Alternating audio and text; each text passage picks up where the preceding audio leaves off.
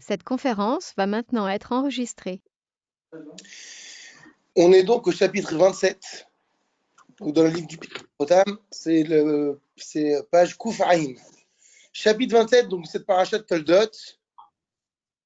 On va voir là ce passage, comme on a dit hier, on en a parlé déjà rapidement hier, mais donc ce fameux passage où Yitzhak va vouloir bénir Esav, et puis Rivka a entendu cette très mauvaise nouvelle pour elle, et elle va conseiller son fils Yaakov d'aller usurper la bracha de son frère. Donc je vais rapidement lire en français ce passage.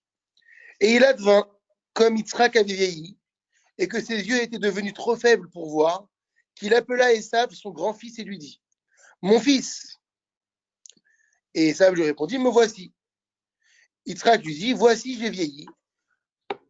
Et maintenant, affûte de grâce tes instruments, ton épée et ton arc, sors dans le champ et chasse-moi du gibier. Puis fais-moi des mets comme j'aime, et apporte-les-moi et je mangerai, afin que mon âme te bénisse avant que je ne meure. Voilà. Et puis la suite, effectivement, on nous dit que Rivka, elle a entendu ce qu'Yitzhak projetait de faire par rapport à Esav. Esav, donc, parti effectivement au champ pour chasser du gibier et ramener à son père. Et Rivka parla à Yaakov, son fils, en disant, voici, j'ai entendu ton père parler à ton frère Esav. Il lui a dit, apporte-moi du gibier et fais-moi des mets. Je mangerai, je te bénirai devant Hachem avant ma mort. Alors maintenant, mon fils, obéis à ma voix. Va, je te prie, vers le menu bétail et prends-moi de là 2 beaux chevreaux. Et j'en ferai des mets pour ton père comme il aime. Tu les apporteras à ton père. Il mangera afin qu'il te bénisse avant sa mort. Yaakov dit à Rivka, à sa mère, mais voilà que mon frère, c'est un homme velu et moi, je suis un homme lisse. Peut-être mon père me tâtera-t-il et je serai à ses yeux tel un imposteur. Et j'amènerai sur moi la malédiction et non la bracha. Sa mère lui répondit, je prends sur moi ta malédiction, mon fils. Seulement écoute ma voix. Il alla, prit et apporta à sa mère. Et sa mère prépara des mets comme aimait son père. Rivka prit les vêtements propres de son grand-fils Esav, qui était chez elle dans la maison, et en revêtit Yaakov, son jeune fils. Et des peaux de chevreau, elle recouvrit ses mains et son cou lisse. Et voilà, on va s'arrêter là. Maintenant, on va prendre dans le prochain le texte de Rabbi Yaakov. Donc, début du verset, la Torah nous informe qu'Yitzhak avait vieilli, Yitzhak, que ses yeux avaient faibli au point de ne plus voir, et il appela Esav son grand-fils. Alors on y va, Bezrat Hashem. Mais il y a lieu de s'étonner de façon terrible sur Yitzhak, de mémoire bénie. Effectivement, il y a beaucoup d'étonnement par rapport à cet instant où Yitzhak décide de bénir Esav. Chada, premièrement, Mi penema talalo abrachot atuavilo tsaïd vivarechoto. Pourquoi fait-il dépendre les brachot qu'il souhaite lui donner de quoi? Du gibier qu'il va lui apporter. Première question. Pourquoi fait-il dépendre les brachot du gibier qu'il lui demande d'apporter? Il aurait pu lui dire directement, viens, je te bénis mon fils.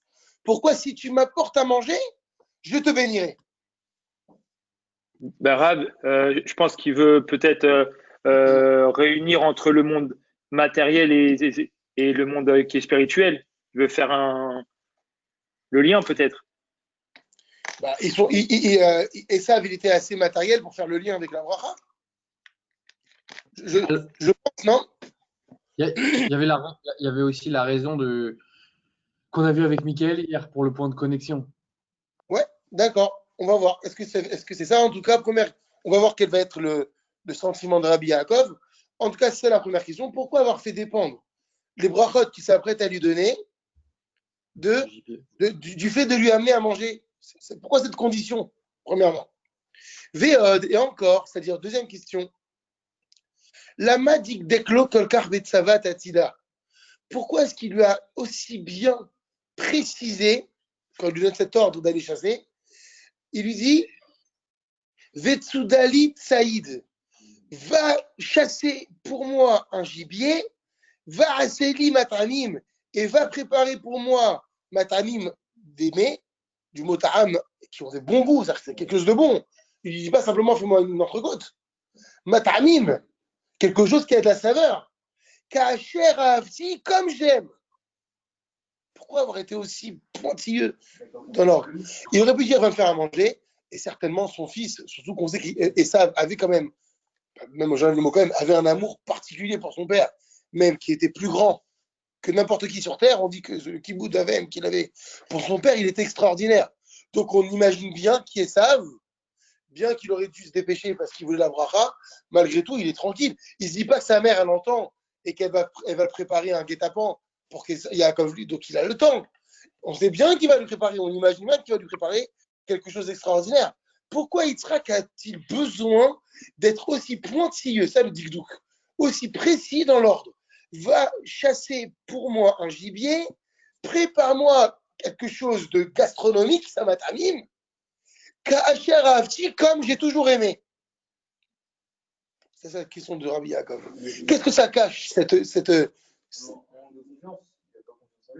il a pas confiance en lui. Alors, regardez la question. On n'a pas fini avec son. Daï Bamro, il aurait simplement dû dire le verset où Yitzhak va assez matamim, prépare-moi un petit plat. Ça, le matamim, c'est un petit plat, un bon petit plat. Tu as besoin de lui dire de quelle façon il faut que tu ailles le préparer. Va chercher, va chercher tes instruments. C'est ça qu'il lui dit. Prépare ton arc, prépare tes flèches. Alors, on part du principe qu'on ne fait pas attention à la shrita parce que c'est bizarre. Bien que le Midrash il dit qu'il était tellement aguerri dans l'art de tirer des flèches qu'il pouvait faire la shrita à la bête avec une précision exceptionnelle. Ça, c'est le Midrash. Donc, on part de ce principe. Il a besoin de lui dire utilise ça, ça et ça. Qu'est-ce que ça change qu'il utilise un couteau, qu'il va utiliser sa flèche ou qu'il va utiliser ce qu'on veut? Pourquoi il lui précise tout ça? Il aurait dû simplement dire va me préparer un bon plat. Rav, Oui. une question. Mais l'arc, ça fait peut-être référence à la tfila. C'était dans un autre midrash que j'avais lu. Donc, je pense qu'il voulait lui dire, mon fils, faut que tu pries à un moment donné. Il faut peut-être que tu fasses une repentance. Non, je sais pas. C'est J'entends, on va voir. Peut-être, effectivement, ça peut être ça. Effectivement, on va voir. Regardez la suite du verset, de la question. Troisième question. Maou veochela. À quoi sert et je mangerai? Pshita, c'est évident. De la achila baelou, c'est pour manger qu'il lui demande d'aller faire tout ça. Il lui dit va me chercher, va préparer ton artillerie, va chasser pour moi, va me faire un plat mat'amim, gastronomique, comme j'aime, et je vais manger. Bah oui, c'est pas pour mettre au congélateur. Donc c'est la troisième question. Donc c'est quoi? Vous avez les trois questions en tête ou pas? Pourquoi fait-il dépendre des brachot d'un repas? Deuxièmement, pourquoi est-il aussi précis dans la façon dont il va lui préparer à manger? Préparer, ça, on n'est pas au niveau que de la cuisine, bien avant déjà. Et enfin, pourquoi précise-t-il c'est pour manger alors que c'est une évidence a priori? Ça, c'est la troisième question. Vers quatrième question. J'espère qu'on aura le temps de voir les réponses. Que signifie va barechecha lifnei Hashem? Je te bénirai devant Hachem. Daï bomro lifnei moti. Il aurait été simplement suffisant de dire je te bénirai avant ma mort. Donc le lifnei ici, est-ce qu'on peut dire peut-être je te bénirai avant Hachem ou devant Hachem? C'est ça le maou. Qu'est-ce que c'est que cette expression? Va barechecha lifnei Hachem. Qu'on traduise devant Hachem ou avant Hachem, il y a quelque chose qui est pas bizarre. Il aurait simplement dit, comme dit Rabbi Yaakov, que je te bénisse avant ma mort. Parce que si on dit que c'est devant Hachem, bah oui, ou par rapport à Dieu, bah oui, c'est son bracha, c'est Hachem qui la donne. Donc, qu'est-ce qu'on aurait pu comprendre? C'est ça, Maou. Qu'est-ce que c'est que cette expression va avoir Echecha lifnei Hachem? Ça, c'est la quatrième question. Cinquième.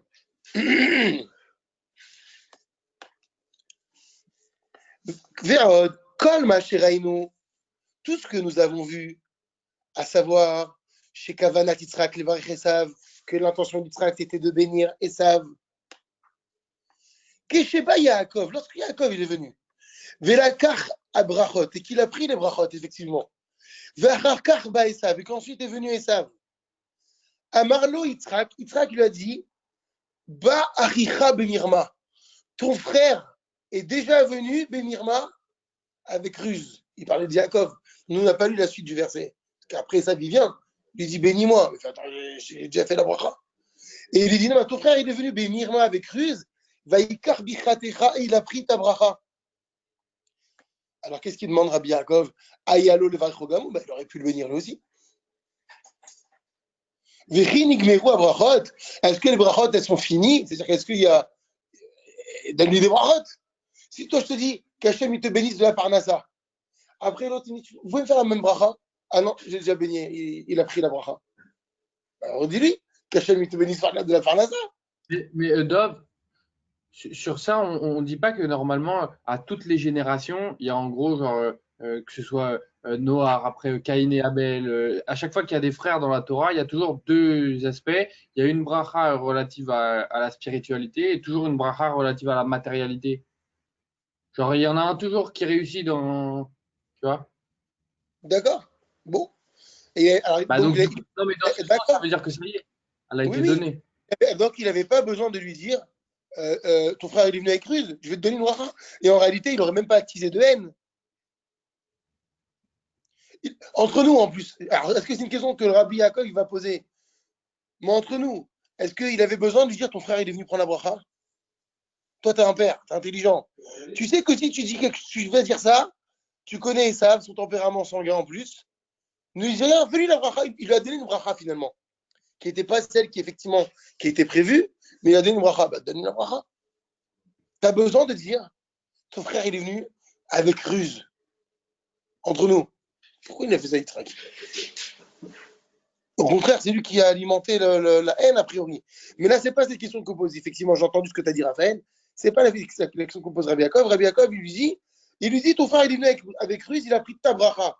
Mais est-ce qu'il n'y a pas d'autres brachot à donner? Est-ce qu'il y a, une limitation, ça, Nigmiru? Est-ce qu'il y a une limitation des brachot? D'ailleurs, regarde ce que dit Rabbi Yaakov. Kemo shetama gamesa valze. Comme lui-même, Esav, il s'est étonné. Il lui a dit, Avaracha achati lechavi. Est-ce que toi, papa, tu as qu'une seule bracha? Tu me dis, il a pris la bracha, et que tu n'en as qu'une seule à me donner? Oui, en fait, c'est lui qui soit jaloux de la bracha qu'il a donnée. Yitzhak, qui veut qu'Esav soit jaloux? Pour lui dire, c'est super dangereux. Réveille-toi, travaille, pour que si tu veux des brachas comme ça, faire un effort. S'il n'y a pas de jalousie, il n'aura pas d'envie, il va vouloir se battre pour atteindre le niveau de Yaakov. J'entends. Mais regardez, ce que va dire Esav, c'est pas Avracha, c'est Avaracha, la marqué dans la Torah, en fait. Avaracha, Achat, quoi, c'est cette seule bracha, sous-entendu, Esav, il demande la même bracha. Esav, il veut cette bracha qui lui était prévue. Il lui dit, je peux pas, je l'ai donné à ton frère. Il aurait pu lui répéter. Je vais donner une bracha à plusieurs personnes. C'est ça quoi? Il y a une seule bracha de ça. Et Yaakov, il ne répond pas, il va lui donner une autre. Et Yitzhak ne répond pas, il va donner une autre bracha, finalement. Il ne lui répondra pas à sa question. Quoi, il n'y a qu'une seule bracha. Ça, la parnassa, il n'y a qu'une bracha de la parnassa que pour un seul homme sur terre. Et les autres, ils ne peuvent pas avoir la même bracha. C'est ça, bracha achat. Quoi, il n'y a pas la même bracha pour plusieurs personnes. Donc, effectivement, la question se pose. Pourquoi il ne lui redonne pas cette bracha? Je ne sais pas, on était dans la combienième question là? La 5e. Tu viens de poser la 5e. D'accord. 6e question. Ve'od temia Rivka. Il y a également un étonnement qu'on peut avoir maintenant par rapport à Rivka. Mara'ata, qu'a-t-elle vu Rivka? Le'achnis Yaakov besakana gedela. Pour mettre son fils Yaakov dans un tel danger. Que Moshe Ta'an, comme lui-même Yaakov a argué. Ou là, Yemusheniavi, attends, maman, peut-être Yemusheniavi, papa, il va me tâter, il va me toucher. Et il lui a dit, et au lieu de me bénir, au contraire, il va me maudire. 7e question. Ve'od, et encore. Mashamralo, par rapport à ce que Rivka a répondu à son fils Yaakov quand il va lui dire, mais attends, ça va m'amener la malédiction plus que la bracha. Qu'est-ce qu'elle lui a dit? Alaï sur moi, qu'il a sera béni, ta malédiction, elle est mon fils. C'est-à-dire que s'il y a une malédiction, qu'elle vienne sur mon dos. Comme toute maman juive aurait répondu. Je prends sur moi. Comment ils disent les grand-mères? Je coupe pas la halik. Ça. Alors, Kevan, Yaakov. Est-ce que vraiment si Yitzhak avait maudit Yaakov, Mi Yassir Aklelam Yaakov Simal Rivka, qui aurait pu transférer la malédiction qui était sur Yaakov sur Rivka? Ça aurait été faisable si Yitzhak il avait maudit. Donc la question c'est comment est-ce que Rivka elle peut s'engager à une telle chose? Sache que si ton père il te maudit, je prends la malédiction. Comment ça aurait marché? Et toutes ces précisions qui font référence à ce sujet-là sont très nombreuses et on n'a pas ici le temps de dire Rabbi Yaakov de s'attarder. On ne va pas s'attarder sur tout. Mais voilà, donc c'est rare quand il fait ça Rabbi Yaakov, jusqu'à maintenant qu'on a étudié, qu'il liste comme ça d'un coup les problèmes. D'habitude, il commence à nous présenter quelque chose et après on comprend voilà à quoi il répond. Là, il a listé 7 étonnements pour reprendre ses propos. 7 étonnements. Bon, je ne vous demande pas de les répéter, mais on va aller voir maintenant directement avec les réponses. Vanir et les filles. Et il semble, selon mon humble avis, on est en bas. On est pincettes comme ça. Selon mon humble avis, on est pincettes quand même. Toujours, il a fait preuve de modestie, modestie exceptionnelle. Il me semble, selon mon humble avis, Imefchar ou Bene Hachem Irchar, s'il est possible et qu'aux yeux d'Hachem et qu'Hachem y valide. Regardez, qu'est-ce qu'il prend comme précaution Rabbi Yaakov. Si c'est possible de dire ainsi, ou Bene Hachem et qu'aux yeux d'Hachem, Irchar, il rend cachère ce que je vais dire. Énorme de dire ça. De Yitzhak Avinu à la Vachalom, qui Yitzhak Avinu, Ruach HaKodesh Shora Alaf Kayadua. Comme on sait, il y avait l'esprit divin un esprit saint, qui résidait sur lui. Pourquoi il dit comme on sait, Kayadoua? Chaque fois que Rabbi Yitzhak dit Kayadoua, c'est qu'il y a une référence, une preuve. Regardez la Binat HaChotam, Mem Aleph.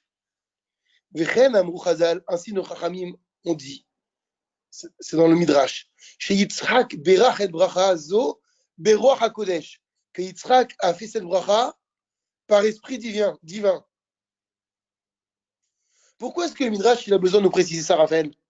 David, pourquoi le Midrash il nous précise ça? Parce qu'on aurait pu croire qu'effectivement, Yaakov, il a volé une bracha qui n'était pas destinée. Mais si maintenant Yaakov, Yitzhak, il la donne avec Roch HaKodesh, c'est qu'elle est bien destinée à Yaakov. Donc n'allez pas croire, dit le Midrash, qu'on s'est retrouvé avec une bracha qu'Yitzhak ne comptait pas donner. Il a dit Beroch HaKodesh. C'est que c'est bien. Alors, donc effectivement, ça éveille le problème. Alors finalement, pourquoi il la donne pas à Yaakov direct? Pourquoi il est passé par ce subterfuge bizarre, toute cette situation? Bon, en tout cas, ce qu'il dit ici, comme on sait, Yitzhak, il avait le roi HaKodesh à ce moment-là. Ve'aya Yodea, et il savait très bien. Chez Atida, Torah Linaten Nezaro, qu'à l'avenir, la Torah serait donnée à qui? À sa descendance. Ve'enu, c'est-à-dire, c'est qui sa descendance? Echad mi banav atidim banav lekabel Torah. Un de ses fils. Il avait que 2 fils, Yitzhak. C'est soit Yaakov, soit Esav. Encore une fois, il faut rappeler une chose très importante. Et chaque année, je le dis, et moi, je prends des précautions quand je le dis. C'est dangereux de parler d'Esav de façon négative. Parce que ça reste un vrai juif. C'est pas Ishmaël, le fils d'Agar. C'est le fils de Yitzhak. C'est le fils de Rivka. C'est le frère jumeau de Yaakov. Attention de ne pas faire du Lachon Hara. C'est pour ça que j'ai vu une fois un commentaire dans la Torah qui dit ça. On ne parle pas de Ishmaël ou de tous ceux qui avaient, ou de Nimrod, machin. On parle de Esav. C'est la descendance d'Yitzhak et de Rivka. Alors oui, il a très mal tourné, oui, on sait qu'il n'était pas du tout, mais ça reste un juif qui n'est pas dans la Torah, qui qui est rachat, tout simplement. C'est un juif. Hein. Donc ça ne peut pas nous donner la possibilité de dire du mal sur lui. Alors maintenant, quand on lit les Chachamim qui ils disent ça va rachat, d'accord. Mais il y a des Chachamim qui ne disent pas ça va rachat, parce qu'il s'agit d'un juif. On ne dit pas d'un juif qui est rachat, enfin, d'un juif. C'est vrai que la Torah n'est pas encore donnée. Mais il est quand même le Zéra de Yitzhak et de Rivka. C'est ça qu'il dit. Et Hanmi Banav, c'est un des fils qui est censé recevoir la Torah, là, encore. Nous, on connaît l'histoire, on vient comme des gens intelligents. En 2020, 5781, on a reçu la Torah. Mais là, la Torah, elle n'est pas du tout donnée. Yitzhak, il a 2 garçons à lui. C'est eux qui vont recevoir la Torah, c'est pas que Yaakov. C'est ça qu'il faut se mettre en tête. Il faut partir de ce postulat. Les 2 sont censés recevoir la Torah aussi bien Yaakov qu'Esav, et j'ai envie même de vous dire, plus Esav que Yaakov. Pourquoi? C'est l'aîné. Donc, il faut bien remettre les choses au clair, là. Donc, ici, on parle de quoi? Il a le roi HaKodesh. Il sait que sa descendance, elle doit recevoir la Torah. Mais, effectivement, il y aurait un truc, c'est que ça va être un des 2. Et Chad Mibana Vatidim. Regardez la notation même bête. Rav, Oui. J'ai lu dans le Sod HaChashmal que donc Esav étaient toutes les clipotes qui restaient encore de Rivka, vu qu'elle est née chez Lavan. Et je pense que c'est pour ça qu'il lui a pas fait cette bracha-là. Oui, c'est vrai. Mais on peut penser que, comme il y a l'idée de Teshuvah qui existe, et on a vu combien elle était forte dans les propos de Rabbi Yaakov sur toutes ces démonstrations, c'est pas grave. Les clipotes, on a dit qu'on s'était le cours d'hier, les clipotes, on s'en débarrasse dès la mesure où, dès qu'on a pris la mesure que je fais Teshuvah. Donc les clipotes, on peut s'en débarrasser. On a dit que la Sitra Hara la plus en prise dès que je décide de faire les mitzvot et de ne plus faire les averot. C'était le cours d'hier. Donc, j'entends ce que tu dis, David, mais c'est pas quelque chose de fataliste, déterminé, ouais, bah, c'est comme ça et c'est plus autrement. Et justement, on va voir que la relation qui est entre Yitzhak et Esav, c'est justement parce qu'Yitzhak espérait un jour défaire Esav des clipotes. Alors, comme tu dis, peut-être pour ça qu'il va lui donner la bracha. Mais c'est-à-dire que Yitzhak, Esav, il n'est pas perdu. Il n'y a personne qui peut être perdu jusqu'à ce qu'il est mort. Donc revenons à ça. Regardez la notation même bête du Bilat Achotam. Veyada, Yitzhak savait, chez Rak Echad Mibanav, Zachalekar, qu'il n'y avait qu'un des 2 seulement de ses fils qui allait avoir le mérite de recevoir la Torah. C'est ça le roi HaKodesh. Il sait qu'il n'y peut y avoir qu'un seul des 2. C'était écrit. Veaya Yodea, et il savait aussi, on reprend les propos du Rav, chez Yaakov Ishtam, que Yaakov était un homme intègre qui résidait dans les tentes. Et on sait que ça veut dire quoi dans les tentes? Oui. Il était déjà dans l'étude. C'est ça. Lui, il était au Beth Midrash tout le temps. Comme Baruch Hashem, on l'est. Même en Zoom, ça marche. Et donc, il se préoccupait constamment d'étudier la Torah. Et donc, effectivement, il semblerait que Yaakov, il était déjà destiné à ça. Ve'esav, mais aussi attention, Aya Mechabedo Karaoui. Voilà le problème, le doute que va avoir Yaakov malgré le Kodesh. Esav, il lui faisait Kibud Avem Karaoui comme il fallait. Et regardez la notation même d'Alet. Veistapek. Et voilà le safek, le doute qu'avait Yitzhak. Aïm Niglazé, est-ce que à cause de ça, ou est-ce que grâce à cela plutôt, à savoir le Kibud Avem, eh ben, Esav était digne de recevoir la Torah ou pas? Juste pendant, effectivement, pour Yaakov, il n'y avait pas de doute. Du fait qu'il est tout le temps dans les yeshivas de Shem et de Ever, il étudie tout le temps. Donc il était destiné ce garçon. Le problème, c'est qu'il a une mitzvah que personne n'a, que même Yaakov n'a pas, c'est le Kibud Avaim. Et ce Kibud Avaim laissait planer le doute chez Yitzhak que peut-être finalement, Esav est celui qui doit recevoir la Torah. C'est quoi le Kibud Avaim? Respect des parents, monumental. Et effectivement, c'est le seul dans le monde entier, dans l'histoire, Esav, qui a respecté Kibud Avaim comme personne n'a respecté. C'est partie des 10 commandements. C'est le 5e commandement de la Torah. Ça vient juste après le Shabbat. Donc, C'est ce qui fait le lien entre les commandements Ben Adam la Makom entre Dieu et Hachem, et le lien Ben Adam la Chavero. Et Esav, il est le propriétaire de ce commandement. Donc la grosse question qu'il a, Yitzhak, est-ce qu'Esav, il ne mérite pas, c'est pas lui qui doit recevoir la Torah, lui et sa descendance? Ça va? Donc bien qu'il est le roi HaKodesh, il y a un problème avec Esav. Alors, Ve'abracha Azot, maintenant cette bénédiction, Sheratza Yitzhak le Barer, que Yitzhak voulait donner, c'est quoi cette bracha? I Achana, elle est la préparation, les Kabbalat Torah à la réception de la Torah. Cette bracha n'est autre que la préparation, la mise à disposition, la mise en fonction de la Torah qu'il va recevoir. Chez Mi, chez Iske Livrachazo, celui qui va recevoir cette bracha, ou chez Iske les Kabbalat Torah, c'est lui qui méritera de recevoir la Torah. Yitzhak, et Yitzhak, Ohevet Esav, il y a marqué dans la paracha, Yitzhak, il aime Esav. Kriyadoua, comme il est connu, annotation même. Et il y a marqué dans la Torah, que Moshe Neymar, dans la paracha de cette semaine, chapitre 25, verset 28, Vayehav Yitzhak et Esav. Yitzhak, il aimait Esav, qui taille Béfiv, car il lui mettait du gibier dans la bouche. Mais bon, ne prenons pas la cause de l'amour, il aimait. Il y a de l'amour. Qui est une cause, un intérêt ou pas, il y avait de l'amour. Chose qu'on ne dira pas pour Yaakov. À propos d'Israël, on le dira que Rivka, il aimait. Rivka, la maman, elle aimait Yaakov. Et entre nous, il y a un autre problème. Est-ce que vous pouvez imaginer que Rivka, elle n'aimait pas Esav, c'est son fils? Est-ce qu'une mère, elle n'aime pas son fils même quand il tourne mal? Mais ce n'est pas la question. En tout cas, il y a marqué à propos d'Yitzhak, Yitzhak, il aimait Esav. Donc, qu'est-ce que ça veut dire que cette bracha va être la préparation au don de la Torah? C'est qu'elle va annoncer qui va être celui qui va avoir le sroud de recevoir cette bracha, c'est celui qui recevra la Torah. Et a priori, il a fait son choix dès le début. Malgré le roi HaKodesh. Son roi HaKodesh, il était tangent finalement, entre guillemets, parce que Esav, il a une mitzvah qui est monumentale, c'est le Kibboud Avehem. Comme si a priori, avec le Kibboud Avehem, il avait la valeur de toute la Torah qu'il étudie Yaakov, au Beth Midrash. C'est ça qu'on est en train de voir.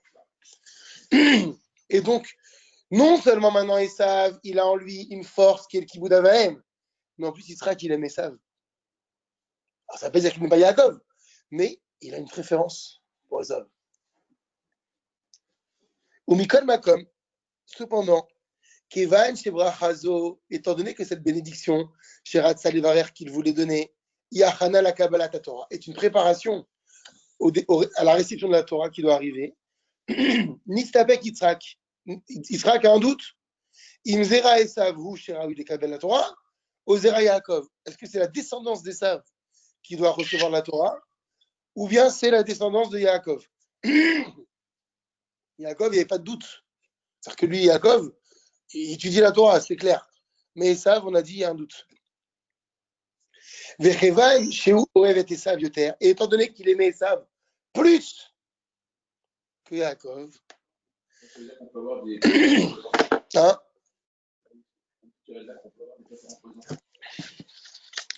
Il faut causer à chaque fois qu'il y a des préférences pour les enfants, ça a causé des problèmes. La preuve ici, problème. Non, mais ça veut dire. Tu l'exprimes pas. Tu le gardes dans ton cœur. C'est une préférence. Et encore, c'est dur à croire qu'on puisse avoir une préférence. On peut avoir une. C'est autre chose. On peut avoir une sorte d'affection particulière parce qu'il est mignon, c'est un petit, tu vois. On ne peut pas aimer un fils plus que l'autre. Tu aimes tous tes fils.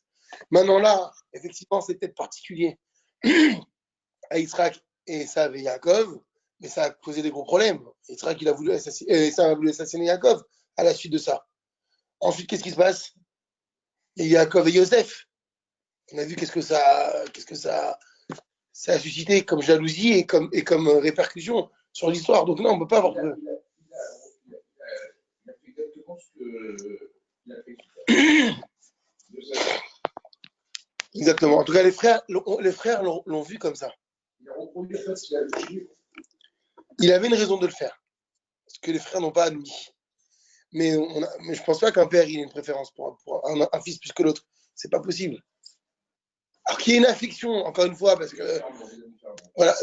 Non, on les aime autant que tous. Si demain, Khalila, tu vas faire choisir, tu dis à ton père, le père il doit avoir un choix entre l'un et l'autre, il ne peut pas choisir.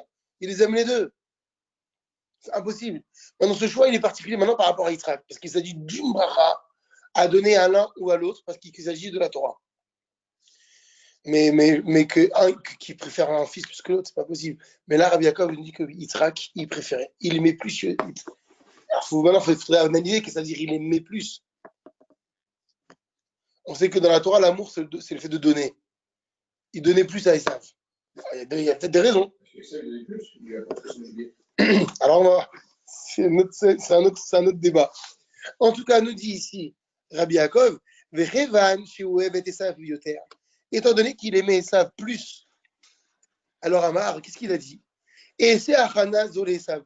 Je vais faire cette préparation-là pour Esav. Im Uraoui Kabbalat Torah.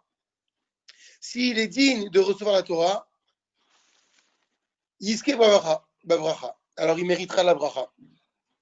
Mais s'il n'est pas digne de recevoir la Torah, lui et sa descendance, Lo Yiske Babracha, il n'aura pas le scrut de recevoir la bracha que je m'apprête à lui donner.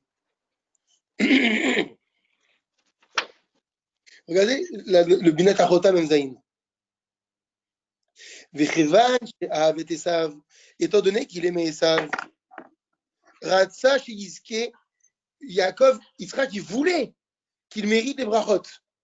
Afilou Imgam Yaakov Raoui, même s'il savait qu'Yaakov en était digne. Il voulait que, c'est ça que ça veut dire, quand Rabbi Yaakov Abrissira, il nous dit que Yitzhak, il préférait Esav. Pourquoi il nous précise ça? Parce qu'il voyait bien qu'Yaakov, il était dans les tentes qui étudiait Torah. Et bien que Yitzhak voyait qu'Yaakov était dans les tentes, il voulait que ce soit Esav qui reçoive la Torah.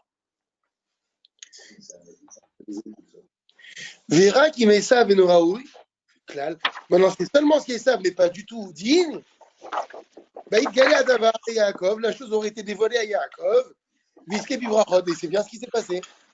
Et voilà quel a été le truc, le raisonnement d'Yitzhak. Yitzhak, qui sait qu'Yaakov, il est constamment, depuis qu'il est né, il ne le voit pas. Il est tout le temps dans la Yeshiva en train d'étudier la Torah. Donc lui, c'est sûr, c'est lui qui doit recevoir la Torah. Mais le problème, c'est que moi, j'aime Esav. Le problème, c'est qu'il a en lui le kibbutz avem.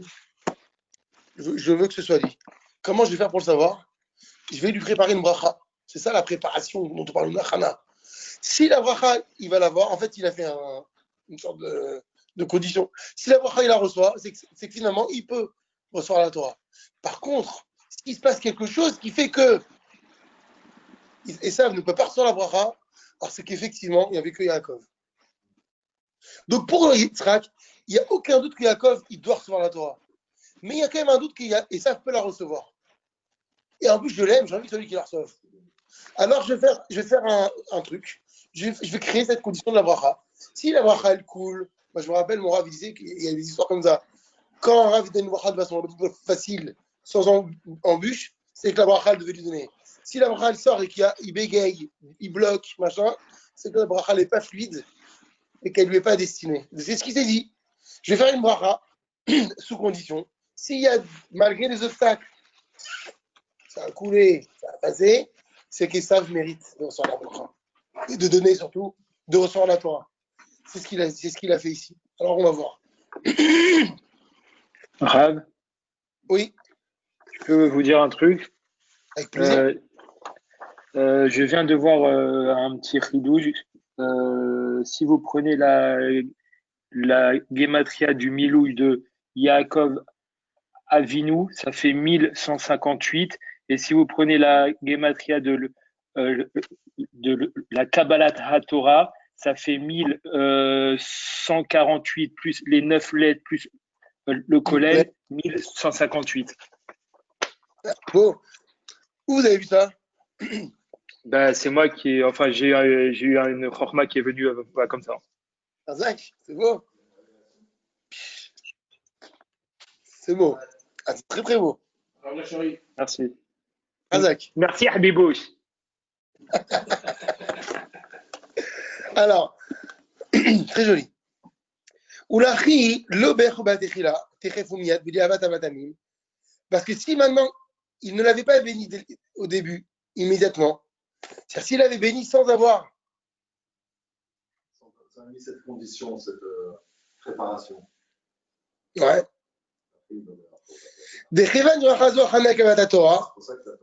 Étant donné que cette bracha est une préparation au don de la Torah, Nisapeklo, il aurait le doute, chez Yaakov ou que c'est Yaakov. Donc il va être obligé de mettre quelque chose avant la bracha. Parce que si ça il est devant, il tient là, je te bénis. Mais il a toujours le doute. Finalement, c'est quand même peut-être Yaakov. Comment je vais savoir que c'est pas Yaakov ou si c'est pas Esav? Je vais mettre un temps entre les deux. Un événement. Et si cet événement il se passe facilement, c'est ça. Si cet événement il se passe facilement, c'est qu'Hachem il est d'accord. Et c'est bien Esav. Et donc du coup, il n'y a plus de doute, c'était pas Yaakov. Mais si je le bénis tout de suite sans mettre un événement entre les deux, comment je sais finalement? C'est trop facile parce qu'il est devant moi. Alors, vous, c'était déjà avec ça si à la fin, c'est Dieu qui décide. C'est ça qu'à la base, il demande de décider qui va savoir. Il n'y a que à ce moment-là où un père s'est remis à Dieu pour savoir. Il s'est toujours remis à Dieu parce que les choses étaient évidentes jusqu'à présent. Mais là, il prend une décision très forte, il va mourir, il est vieux. En gros, c'est son dernier choix. Et c'est le choix le plus important de sa vie. C'est plus que la Kedat Yitzhak. C'est qu'il doit décider qui va recevoir la Torah. C'est-à-dire que toute la raison, on a dit la raison de la création du monde, c'est de donner la Torah à Israël. Là, il décide qui va être Israël. Ah, j'ai besoin de toi, Hachem. Pourquoi j'ai besoin de toi? Parce que maintenant, il a un doute. Et Sav, il a une mitzvah qui est monumentale, qui semble valoir toute la Torah. C'est le kibbutz d'Avehem. Et l'autre doute que j'ai, c'est que je ne suis pas objectif, je l'aime. Mais à la base, c'est pas Dieu. Dieu ne voulait pas que ce soit un homme qui prenne la décision. Ben voilà, il apprend. Oui, mais il n'arrive pas à la prendre, il a un doute. Il prend la décision de demander à Hachem. Ah ben parce qu'il a le doute. S'il n'a pas de doute, il a la décision, il n'y a plus de problème. Là, il a un problème, il ne sait pas. Il a les deux enfants, c'est les mêmes, c'est des jumeaux. C'est ça le truc. Et en plus, j'ai envie d'aller plus loin. Qu'est-ce qu'il y a marqué dans la Gemara? C'est qui le plus grand? Est-ce que c'est le tzaddik Gamour ou celui qui fait teshuva? Donc si ça avait fait teshuva, hein, Yaakov, c'est terminé, on n'en parle plus. Donc il a un vrai problème, Yitzhak. Qu'est-ce que je fais? Il s'en remet à Hachem. Il dit, je vais faire un événement. Si l'événement il se passe facilement, c'est qu'Hachem voulait que ça marche. Et c'est ça. Et là, j'ai plus de doute sur Yaakov. S'il y a un bug dans l'histoire, ça y est, c'est clair. C'est Yaakov. Alors, on y arrive. Attendez, il y a toutes ces questions qu'on n'a pas répondu. Alors, pourquoi est-ce que, si c'est dans. Je suis en train de réfléchir. Peut-être parce qu'on est en Noumara, donc on a un peu la tête un peu. Je suis en train de dire, mais si, dans ce cas-là, ça devait être clair. Pourquoi est-ce que Rivka a besoin de le déguiser? Vas-y. Direct, c'est Yaakov qui se présente, c'est que c'était Yaakov. On va voir, certainement qu'on va répondre à tout ça. Non,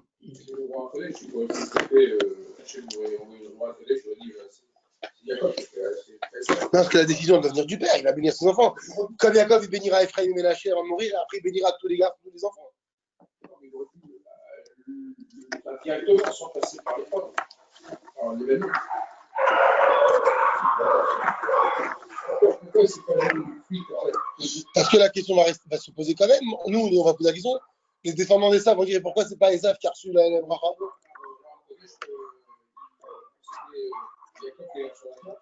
Oui, ça c'est le Midrash qui nous dit ça. Mais le Midrash, c'est qui? C'est les Israël, les enfants de Yaakov. Mais les enfants d'Esav, ils vont venir, ils vont dire et pourquoi? Pourquoi c'est pas nous qui avons reçu la Torah? Pourquoi vous dites que c'est Hachem qui a choisi? Ça peut être Esav là. Alors, il va falloir donc créer un événement. Et puisque cet événement, il va bugger, c'est que ce n'était pas destiné à lui. Hachem, il a mis des barrières. Alors, on continue. C'est le dernier sujet du Pitoch Echotam de la paracha. C'est-à-dire que si on finit tout ce sujet, on a fait tout le Pitoch Echotam de la scène. Mais bon, il reste pas mal encore. Donc, alors, Dechevan, on était où? Alors, Dechevan Yivrach Hazo Achana Kabbalat Torah, étant donné que cette bracha est une préparation à la réception de la Torah, Nistapeklo, il a eu le doute, on a dit Yitzhak, Shema Yaakov, Shema, c'est-à-dire que peut-être c'est Yaakov ou Shiraoui les Kabbalat Torah qui doit recevoir la Torah.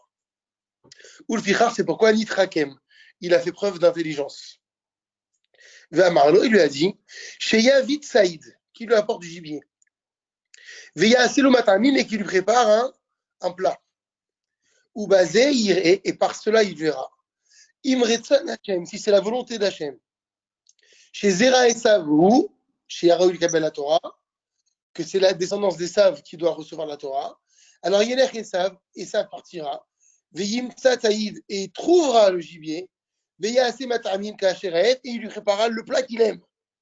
Non seulement un bon plat, mais son plat qui est de prédilection. Certainement, je pense que c'était la Pkaïla. Velo Yitgale Adavar le Yaakov. La chose n'aura jamais été suivie par Yaakov. Veyak Dimenu, et lui, il prendra sa place, c'est ça. Il passera le premier. Donc, c'est ça, c'est ce qu'il aurait dû, c'est ce qu'il voulait savoir, Esav. Yitzhak. Maintenant, Ve'im Yeshuv Ikuv Badavar. Maintenant, s'il arrive qu'il y a quelques empêchements qui soient dans cette chose, comme par exemple, chez Elohim Tzad Saïd, il n'a pas trouvé de gibier, il n'y avait pas de biche ce jour-là, la forêt elle était vide.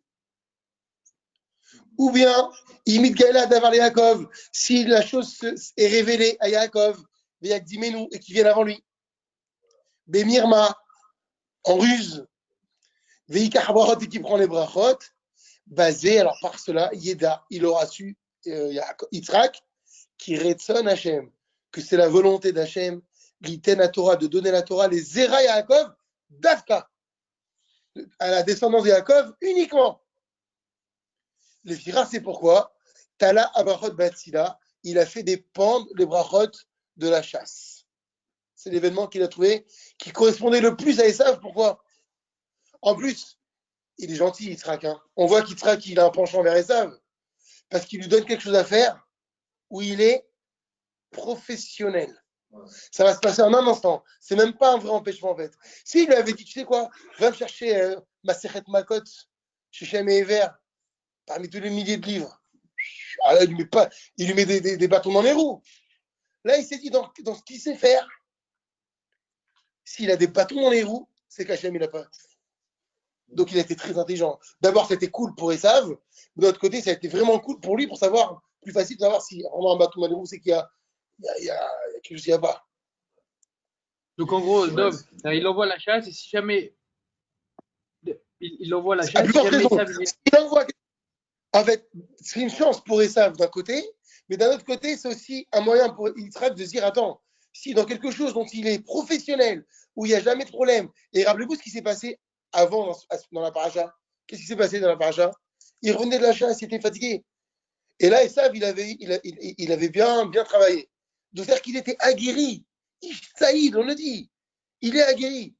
Et donc, dans ce qu'il a aguerri, s'il a un problème, c'est que là, vraiment, Hachem, il ne veut pas que ce soit lui. C'est ça qu'il se dit, Yaakov. Il lui ouvre la route et logiquement, il ne devrait pas y avoir de problème. C'est son métier. Et voilà, donc en fait, c'est ça Nitrakem, comme il dit Rabbi Yaakov. Il a fait preuve d'une sagesse très claire, là. Il n'y avait pas de doute ensuite. Alors, qu'est-ce qui se passe? Avasa Yitzhak Adavar Bazara Gedola, les Esav. Vous croyez quoi? Que Yitzhak, il a parlé fort? Puisque lui, Yitzhak, il veut que ça marche. Il ne veut pas avoir de doute. Alors, regardez ce que dit Rabbi Yaakov. Yitzhak, il a agi Bazara Gedola, en faisant très, très, très attention par rapport à Esav, chez Loïc Shama d'avoir que la chose ne soit jamais entendue, les oulat par quelqu'un d'autre. Bah oui, sinon, il n'y a plus d'intérêt de faire ça. Ou basé iré, parce que grâce à ça, il verra, il met Hachem, si c'est de la part d'Hachem, ni à Davar, que la chose va se faire ou pas. À savoir, chez la Torah, Réouya, les Ara et Esav, que la Torah, elle revient à Esav. Évidemment, si tu me dis que toute l'idée maintenant, c'est qu'Yitzhak voit si Hachem va empêcher. Ça veut dire qu'il a fait ça en cachette, tout doucement. Personne n'aurait pu. Oui. Rivka, elle vient un petit peu contourner cette histoire parce que Yitzhak, il dit par sagesse, etc. Il dit bon, allez, je vais lui laisser la possibilité d'aller chasser. Si jamais, en gros, il revient avant l'autre, c'est lui qui a la bracha. S'il ne revient pas, non, mais il n'y a même pas de avant l'autre parce que Yaakov ne peut pas le savoir. Il le fait en cachette. C'est ça, Bazara Gedola, avec une grande attention. Oui, mais Il je suis ne peut pas d'accord. savoir. Rivka, elle ne pouvait pas l'entendre, c'était impossible. Sinon, toute sa ruse, pas la ruse, toute l'intelligence tout cet événement ne tient pas. Il fallait surtout que personne ne le sache, c'est impossible. D'où la question, comment Rivka l'a su? Parce que dans ce cas-là, s'il prend le risque de parler à voix haute, s'il parle dans un micro, s'il parle en dehors de la tente, c'est sûr que Rivka elle va entendre. Et là, il n'y a plus de jeu. On ne peut pas savoir si c'est Hachem ou pas Hachem. C'est Rivka. Alors, vous allez trop vite. Attention, attendons. Donc, effectivement, c'est ce que dit Rabbi Israël. Attention, toute l'idée, c'est de faire en sorte que personne ne le sache. Sinon, il n'y a plus d'enjeu. Il reste dans le doute. Lo Yeshu Mikou Esav, donc il fallait qu'il n'y ait aucun empêchement pour Esav dans la chasse, Vegam Lo Yitgalé Adavar Yaakov, que la chose ne soit pas divulguée à Yaakov, ce qui est impossible puisqu'il appelle Esav. S'il y a marqué qu'il a appelé Esav, c'est qu'ils étaient seuls. C'est comme si demain, ton père, il t'appelle dans son bureau. Ferme le bureau. J'ai quelque chose à te dire, mon fils. T'inquiète pas, il n'y a pas de micro. Éteins ton téléphone. Il n'y a rien. Il lui a parlé doucement. Et donc, normalement, s'il y a un problème dans la chasse ou que la chose est sue, là, il dit, là, c'est que là, c'est Hachem qui veut pas. Très, très fort. Il a plus dans les barbies, du coup, parce que s'il fait ça en disant, moi je fais ça, et si Pas du barbitrage. Il n'y a pas du barbitre, c'est Hachem qui a décidé. on n'a pas du tout, là. Il n'y a pas du tout dimanche. On a dit, le libre arbitre n'existe pas. La seule chose le seul choix qu'Hachem nous donne, c'est si on veut être sadique ou rachat. C'est le seul choix. Tout le reste, c'est pas libre arbitre. Il décide de tout. Donc là, on voit bien qu'Hachem, il est en train de dessiner. Alors, on ne sait pas. Il sera qui sait quoi, je vais mettre tout en train d'Hachem. Je ne vais pas prendre la décision. Si je prends une bonne décision ou une mauvaise, ce sera tout d'Hachem. Mais là, je vais te laisser choisir. Il en va de peuple et du monde. Ça Oui. Ça fait penser à, tu sais, quand on avait fait la Gemara, on se demandait comment Esther, elle a su que la Megillah d'Esther, elle faisait partie du Tanakh. Et après, Ouais. ils avaient tout démonté, etc. Et c'est parce qu'à la fin, on avait dit qu'il y avait Roi HaKodesh.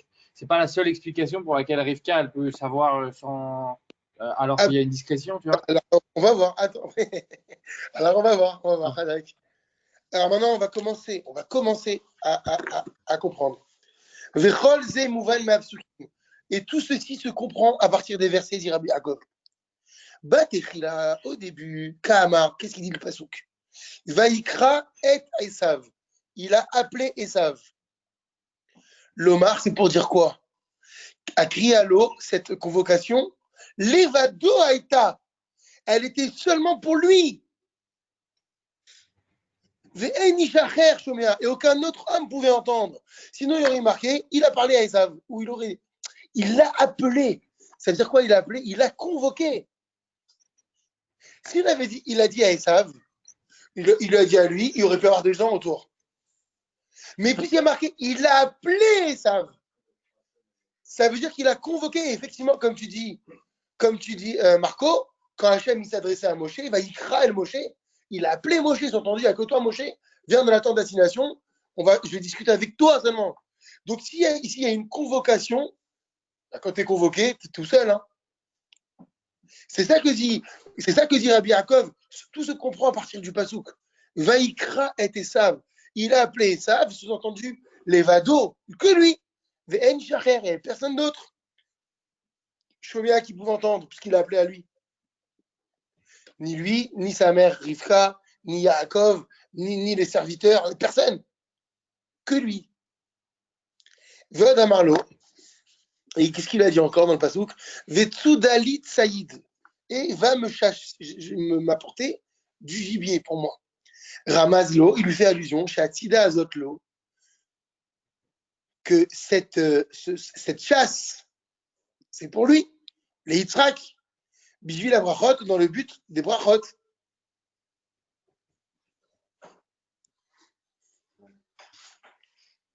Ça veut dire quoi? Regardez la notation Memchet.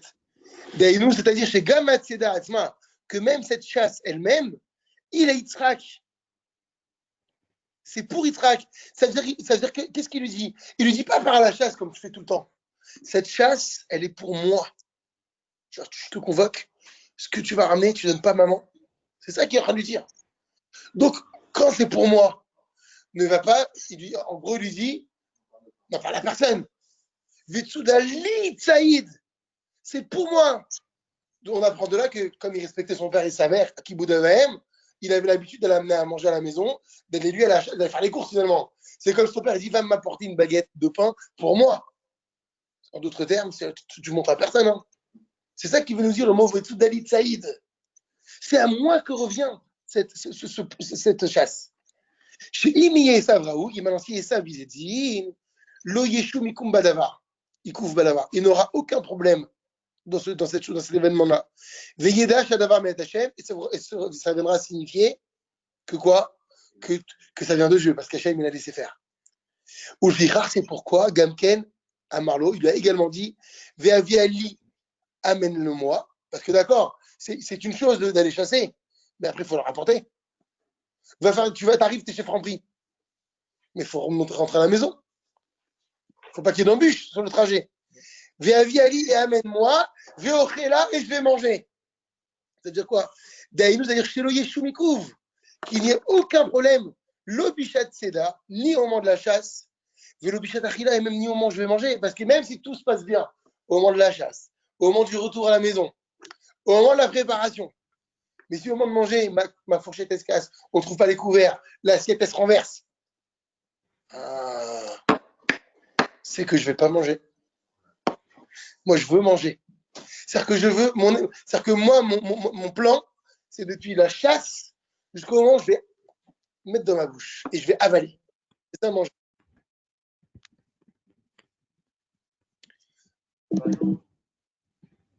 Si je suis droit vers un trou, et je dis, si je tombe dans le trou, c'est que j'ai mal fait les charrages, et je tombe dans le trou. Ah non, ça marche pas ça, ça n'existe pas. Et si je ne vais pas au bout du trou, ça ne marche pas. Et là, est-ce que c'est pas un peu pareil? Non. Là, il dit, je vais vers Esav. Si Dieu, tu me dis non, on va vers Jacob, j'y vais. Sinon, non, ça ne peut pas marcher. Pourquoi? Parce que Yaakov, il a un vrai doute. Les deux méritent la Torah. Donc, alors que toi, tu es tout seul. Je tombe ou je tombe pas. Eux, les deux, ils méritent la Torah à leur niveau. Chacun à son niveau. Donc, quoi qu'il arrive, l'un ou ça doit être un des deux, mais les deux, ils méritent. Et là, en l'occurrence, ils peuvent aller Jacob. Il va parce qu'il aime. Il va vers ça, mais il dit, si c'est toi, si tu reviens, c'est bon. Ouais. Sauf si il se passe quelque chose. Alors quoi? Non. J'ai un peu l'impression que c'est, voilà, il dit, pour l'instant, je vais vers ça, sauf si Dieu, il fait bouger le trou. Et alors? Je tombe pas dedans. C'est pourquoi ça marche pas? Oui, mais c'est vrai que je me disais, ça marche pas si moi, je vais tout droit vers un trou, et je dis à Dieu, si Dieu, tu bouges pas le trou, je tombe dedans. Il faudrait que tu aies le roi Hakodesh, parce que lui, il a le roi Hakodesh, c'est ça qu'il fait ça. C'est ça qu'il a précisé au début, lui, il a le roi Hakodesh. Mais toi, quand je dis toi, ou un nounou, ou n'importe qui, on n'est pas à ce niveau, c'est pour ça que Voilà, ok, ça marche pas parce qu'il y a différents niveaux. Oui, là, c'est toi qui a dit qu'à deux, on n'en prend pas d'un cas, d'un roi Hakodesh. Il est en train de parler, en fait, roi Hakodesh, c'est quoi? Il a l'Esprit Saint, c'est qu'il y a Hachem avec lui. Il est en train de discuter, Hachem, voilà, je sais pas, je peux pas prendre la décision. Humainement parlant, je peux pas.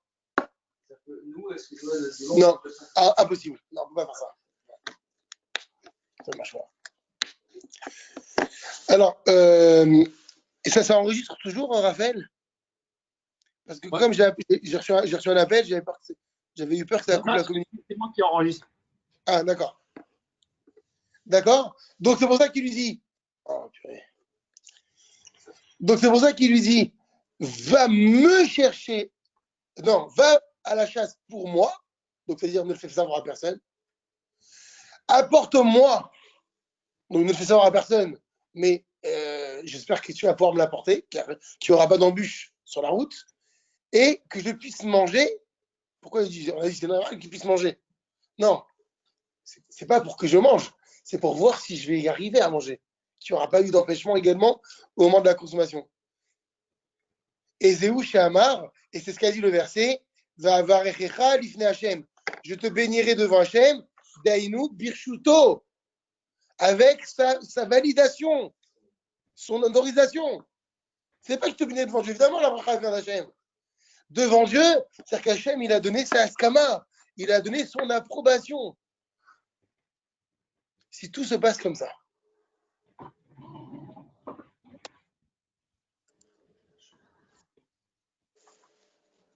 Alors, je me demande si on continue ou pas. On a encore un petit peu de temps ou pas? Ah oui, oui, c'est bon, c'est bon. Coco. Alors, enregistrement pour ceux. On est obligé, non, parce que là, Ethan, tu dois y aller? Non, ça va. Moi, je quitte à 11h. Je suis encore 20 Jusqu'à minutes. 11h, Moi. c'est beau. Parce que moi, 11h, il faut que je m'en aille. Hein. Là, j'ai un rendez-vous qui commence avant 20 11h. minutes. Alors, on va jusqu'à 11h. Bon, au pire, celui qui peut partir, parce qu'il y va. Il y a l'enregistrement de toutes les façons, c'est pas un problème, au Hachem. On te bénit, Raphaël, pour ce go-to-meeting. Khazak, Raphaël, Khazak. Alors, donc maintenant, donc, déjà, on a répondu à beaucoup de questions. Parce que, quelles étaient les questions? On a dit, première question. Ah, je les ai dit les 6. Je les ai notés les 7, pardon. Ah, vas-y, Raphaël. Alors, pourquoi Esav, il devait attendre pour donner la brachot, le repas. Pourquoi il a été aussi. Ça fait dépendre de la bracha d'un repas. Ouais, excuse-moi. On a Pourquoi. répondu. Il fallait un événement. Ouais. Pourquoi il a été aussi précis dans la façon de préparer?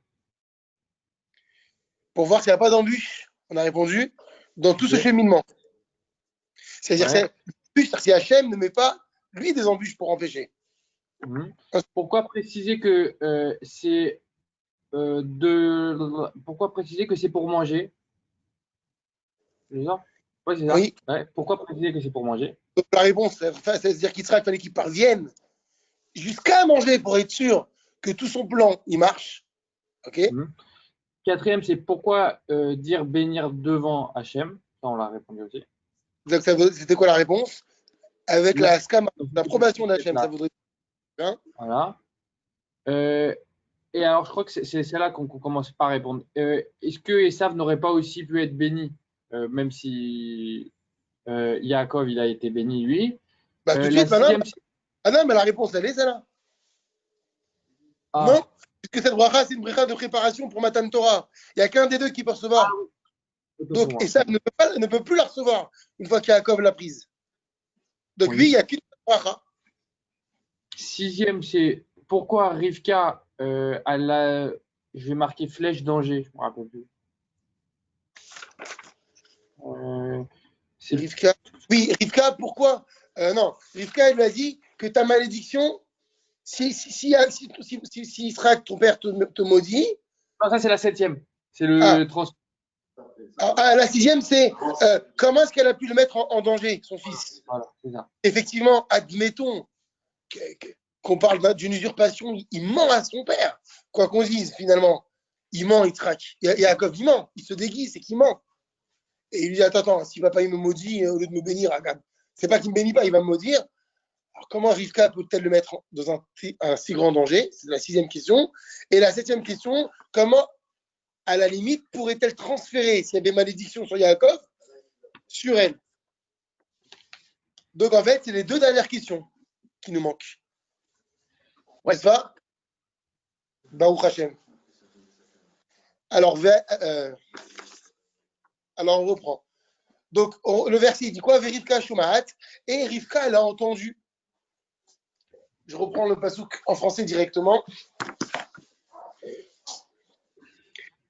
C'est le verset numéro 5.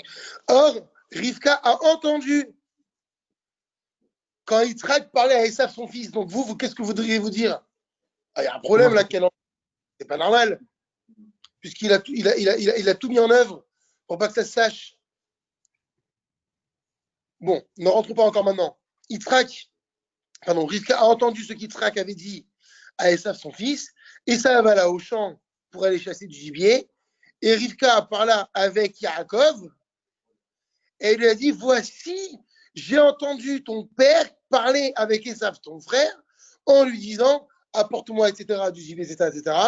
Maintenant, mon fils, écoute ma voix et fais ce que je t'ordonne. Et on a dit, c'est quoi la suite? Maman, s'il va pas, moi, je suis un homme, Esav, c'est un homme des champs, c'est un chasseur, moi, je suis un homme lisse, lui, il est velu, moi, je suis lisse. Comment je fais si papa, il me touche? Alors, il a dit, vas-y, je vais te mettre tes habits, etc. Alors, on y va. Ine Rivka Beroch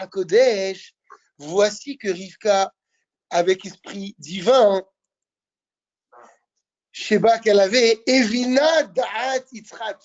Elle a compris la sagesse d'Yitzhak, le Da'at, la pensée d'Yitzhak. Il a dit avec la pensée divine. Esprit divin. Ça ne veut pas dire que justement, Dieu lui a parlé.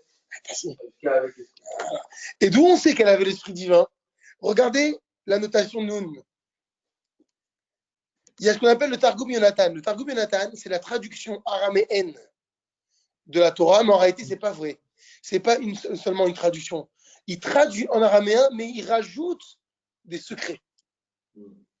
Regardez ce qu'il dit, le Targum Yonatan. Comment il traduit? Virivka Shomarat. Il a marqué Virivka Shomarat, et Rivka a entendu, et il rajoute Beruach Kutsha, avec esprit divin. Littéralement avec un esprit saint. Ruach HaKodesh. Donc vous avez vu que le Targum, la traduction araméenne, elle a traduit la Torah, pas en se suffisant de dire qu'elle a entendu Beruach HaKodesh.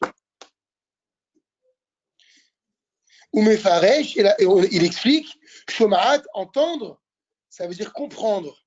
Rappelez-vous, quand on dit Naase Venishma, Raphaël, comment tu traduis Naase Venishma? Quand les enfants disent, on fera et quoi? Ah, ok. Et on comprendra ou on écoutera, là. Ils ne peuvent pas dire on fera et on écoutera, parce que s'ils ont fait, c'est qu'ils ont déjà entendu. C'est-à-dire que des fois, le Nishma, dans la Torah, ça veut dire comprendre. Comme on dit dans la Gemara, Tashma, viens et écoute. C'est-à-dire quoi, viens et écoute quand on dit dans la Gemara? Viens, écoute. Ça viens, je vais t'expliquer, tu vas comprendre. Donc le mot Shomea, ça veut dire comprendre. Alors, attention, il ne faut plus traduire par Virivka, Shomaat. Virivka, elle a entendu. Il faut traduire par quoi? Virivka, elle a compris. Mais qu'est-ce qu'elle a compris? Beruach HaKodesh. Hachem, il va se révéler là, elle. Énorme. Donc, voilà que le pshat, il ne faut pas. Si le chat, il ne va pas répondre à nos questions. Comment elle a entendu? Parce qu'il a appelé. Donc, je suis obligé d'aller un peu plus loin que le chat maintenant. Donc, on reprend.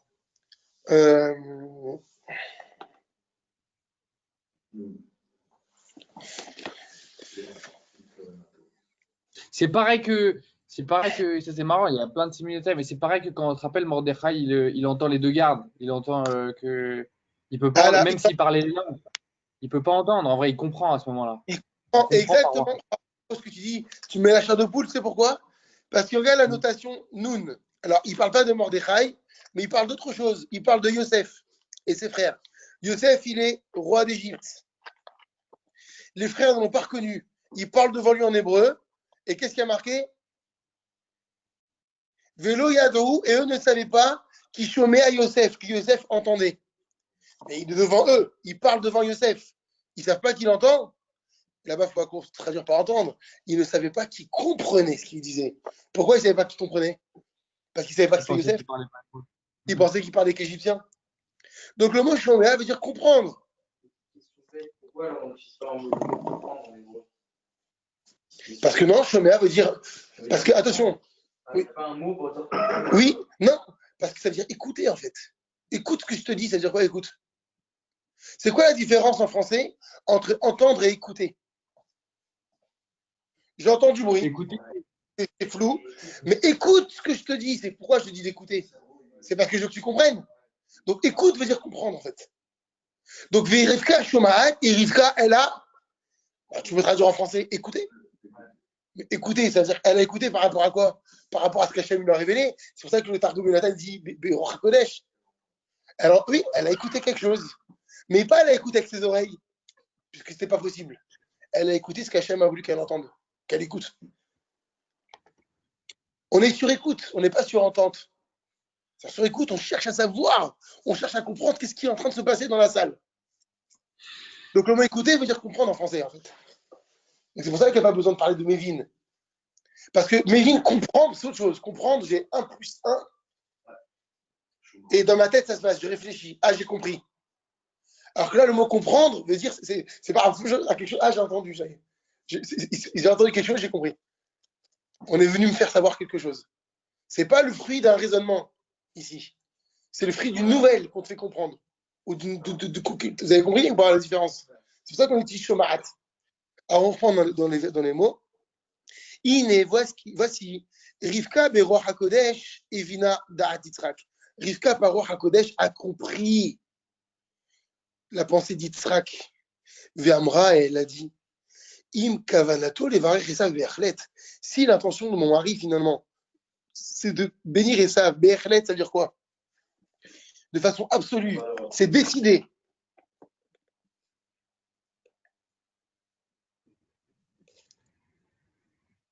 Alors, la malo, il va retour de Refoumiad. Pourquoi est-ce qu'il ne le bénit pas tout de suite? Regardez, il plein la Chorma. La notation de Nalef, regardez sur quoi? Regardez la notation de Nalef. C'est de quoi? Si Yitzhak a pris la décision de bénir Esav. Il y a quelqu'un qui va me poser une question? Non. S'il a décidé Bedarto de façon consciente le Varech et Esav, de bénir Esav, et que sa bracha elle est simplement matérielle et qu'elle a aucun rapport avec la spiritualité, aucun rapport avec la Torah, il l'aurait fait tout de suite. Pourquoi mon mari, il demande tout ça à Esav? C'est qu'il y a une plus grande portée qu'une parnassa simple. Parce que c'est vrai que quand on voit la bracha, elle parle de parnassa, hein, mais aussi de spiritualité. Je te donnerai de la rosée du ciel et du sucre de la terre. Voilà, d'accord, c'est la parnassa, la rosée du ciel, de la bracha, etc. C'est là, on va aller dehors. Il dit, si c'était 100% matériel, parce que Esav, c'est un homme de la terre, il aurait donné tout de suite. Pourquoi est-ce elle dit, pourquoi est-ce qu'il lui demande de faire tout ça? Donc elle comprend le da'at de son mari. Elle dit, c'est que mon mari, il doit avoir un doute. Il a un doute, et le doute, il ne porte pas sur la bracha au niveau matériel. Il porte la bracha au niveau de la Torah. Est-ce qu'elle a un raisonnement ou pas? Hachem, il lui dévoile. Non, Hachem, il lui dévoile, tu sais, Yitzhak est en train de demander à Esav d'aller chercher du gibier. Pourquoi c'est Esav qui va chercher du gibier et il lui demande à lui? Pour qu'il reçoive une bracha. Mais si c'était une bracha normale, je n'aurais pas demandé ça. Donc la bracha qu'il compte lui donner, c'est une bracha qui n'est pas normale.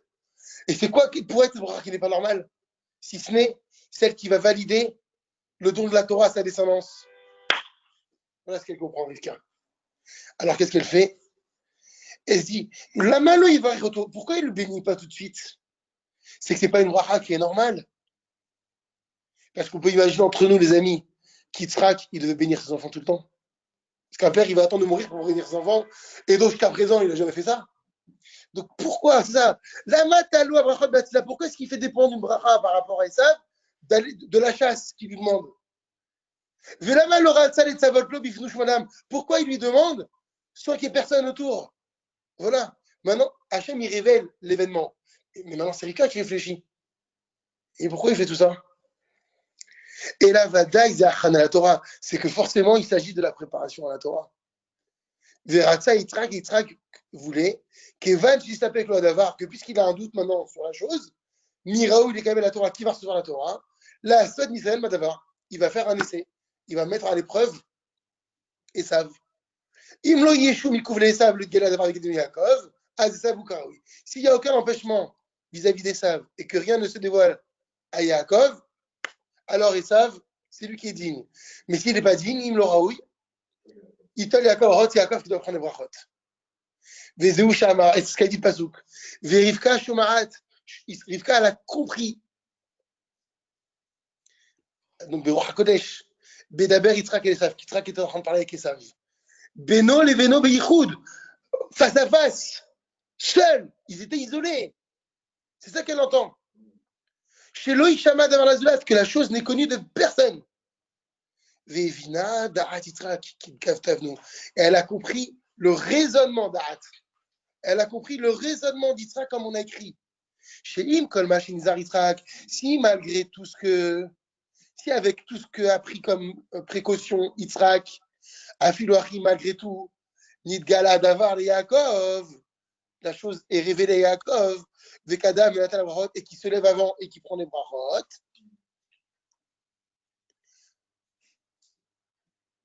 Nidgala, alors Bevadai, Shemet, Hashem Aitalo. C'est évident que tout vient d'Hachem. C'est Hachem qui voulait que ça se sache à Yaakov. Veu Sheraou, les Kabbalah Torah, et que c'est lui qui est digne et sa descendance de recevoir la Torah. Vezeu Shamra Rivka Yaakov. C'est ce que Rivka va dire à Yaakov. Mon fils, Iné Shamati et Avicha, j'ai entendu ton père. C'est pourquoi j'ai entendu, j'ai compris ton père, ce qu'il est en train de faire. À savoir Medaber et Esav Achicha qui parlait avec ton frère. Esav. Ça veut dire quoi qu'il parle avec ton frère? Il parle qu'avec ton frère. Ou Medaber Lo Beyichoud. Il est en train de parler en privé. Al-Da'at Shomea, de façon à ce que personne n'entende. Venir Eli, et il me semble.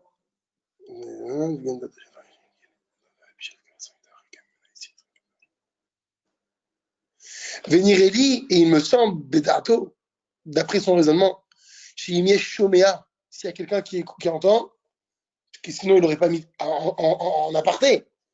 Donc ça voudrait dire que si quelqu'un entend, vite galer à Davar et que la chose est connue, et que toi tu prennes les devants pour les brachot, Velu Yakir Becha, et qu'ils ne te reconnaissent pas, donc on va voir ça va être la suite. Zesiba, c'est la raison que quoi? Les Cham et Hachem. C'est la raison pour toi, c'est Hachem, c'est que d'Hachem vient, que c'est toi qui dois être tisqué la bracha de la Torah. À cette brachot de la Torah. Ou Mikol Machenizar Avicha, et de tout ce que ton père a veillé, chez Lo Yishmaïnou Acher, que personne n'écoute. Et ben sache mon fils, Shamarti, moi j'ai entendu. Dans le sens, il m'a révélé. Donc quoi? Ton père il prend toutes les précautions et Hachem il me le révèle. Ça veut dire que mon fils Yaakov, c'est toi qui dois recevoir la Torah. Mais est-ce qu'elle a entendu un peu Yaakov parler ou pas? Pas du tout. C'est quoi Yaakov parler? Yitzhak? Elle n'a rien entendu. C'est Hachem qui lui dévoile. Ah, Dov. Il faut aussi pas remettre en cause le pshat. On ne met pas en cause. D'après le chat, il a appelé Esav dans son bureau et elle était derrière le bureau. Ça a été suffisant pour qu'elle entende. Elle a entendu. Peut-être qu'il a parlé fort à ce moment-là. Peut-être qu'il y avait une fenêtre qui était entrouverte. Il n'y a aucun problème. Il est vieux. Il entend peut-être moins bien. Il parle plus fort. On ne sait pas. D'après le chat, tout marche. C'est évident qu'on ne remet pas en question le chat. Mais maintenant, on se dit, attends, d'après la pensée d'Yitzhak, il a parlé tout doucement. Il a fermé les portes. Il a même rajouté des plaques insonorisantes sur les murs. Et bien, c'est ce qu'elle dit. Pourquoi elle dit voici, j'ai entendu. Voici, c'est-à-dire que c'est un état de fait. J'aurais pas dû entendre. Et bien, j'ai entendu. Or, ton père, il voulait pas qu'on entende ni toi, ni moi, ni personne d'autre. Donc, c'est que si j'ai entendu, c'est qu'Hachem est en train de mettre des bâtons dans les roues dans cet événement. Ça va? Iné Anishamati. Ouais. Je regarderai la suite. Donc, si malgré le fait, je pense qu'on va s'arrêter là. Ah non, c'est pas fini. Il faut convaincre Yaakov de toute cette histoire. Il faut le convaincre. Alors, on va voir. Attends, on va voir. Ouais. Alors, on va voir comment ça se passe. Comment est-ce qu'il va être convaincu? Parce que c'est vrai que finalement, Yaakov, j'aurais pu aller me dire pourquoi est-ce qu'il va passer par un vice où il va se déguiser? Il va lui expliquer ça, le Rabbi Yaakov. Papa, je sais que tu t'es caché, je t'ai entendu. Et là, c'est clair. Il aurait pu lui dire ça. Il ne l'a pas dit. Il s'est quand même déguisé en Esav. Donc, on va voir. Pourquoi est-ce qu'il. Rabbi Yaakov, c'est sûr qu'il va y répondre. Pourquoi est-ce qu'il a fallu qu'il se déguise? Et ça, il a dit comment tu t'as dit mon frère à la place et Yaakov, c'est ça qu'il va lui dire. Mais il peut lui dire, il m'a rusé, c'est pas de ma faute. Pour atténuer peut-être un peu la douleur de. Alors, on va voir. Peut-être aussi. C'est vrai, peut-être. Alors, c'est pas mal. Alors, venez, on termine avec ça. Il nous reste 8 minutes de Hachem. Donc, c'est ce qu'il lui dit. Ou Mikol Machenizar. Et de toutes les précautions que ton père a prises, chez Lo Yishmaïnou Acher, pour que personne d'autre entende, et bien, Iné, voici Ani Shamati, moi j'ai entendu. Ou Mida Ani Shamati, chez Mamina, dire Tsan Hachem. Et du fait que j'ai entendu, Shmamina, comprends de là. Dire Tsan Hachem, chez Tiske, Ata, Baberachot ou Batora. Que c'est de la propre volonté d'Hachem, que ce soit toi qui mérites et les brachot et la Torah. La reine, c'est pourquoi béni, mon fils, Shema Bekoli, écoute ma voix. C'est ce qu'il dit le verset. La chair anime et ça va au tard sur ce que je t'ordonne. Les arez, atzmecha, ça veut dire quoi? empresse-toi, Vekoum, lève-toi, Agzimenu, prends les devants. Les saves des saves, qui est déchétisqué la berachot de la Torah, afin que tu puisses avoir ce route des brachot et de la Torah. Vekoum Maher, élève-toi vite, El Hatson, vers le menu troupeau, le menu bétail. Vekachli Misha, mais apporte-moi, donne-moi. Prends-moi de là-bas, Shene Gidayeizim, deux chevreaux. Et ça, on n'a pas vu ce que ça veut dire. Pourquoi il a dit deux chevreaux? Qu'est-ce qu'il a dit à la fin, Rabbi Yaakov? Il y a encore plein d'autres interrogations, mais je ne vais pas maintenant les m'étendre dessus. Je ne vais pas commencer. Regarde ce qu'il dit. Ramzalo, ça fait allusion. Elle lui fait allusion à quoi? L'ishte Torot, aux deux Torah.